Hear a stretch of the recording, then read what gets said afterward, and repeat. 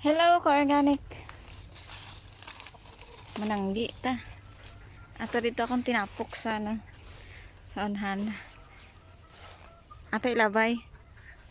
Ilabay na ta sa atong tinapok.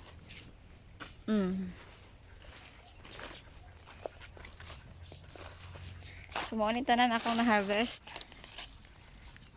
Mo ni among mais.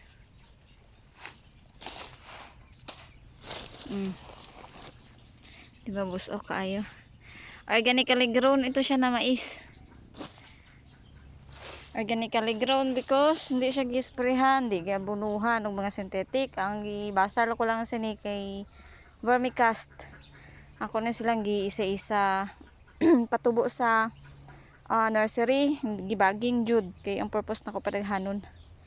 So gapangulikta mo ko og other variety ng mga corn, different variety gina-collect nako. So this is my one of the rarest, one of the unique na nakolek variety ng corn. Tingnan mo yan, hindi pa guwapa kayo. Go organic! Tanim ko naman ito next cropping para magdami sila hanggang sa magiging 1 hectare. Char, go organic! Yan lang.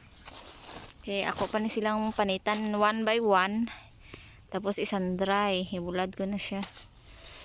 Dami biya ning ani kape kanimuon kape pagaling humot ang kape sang mais.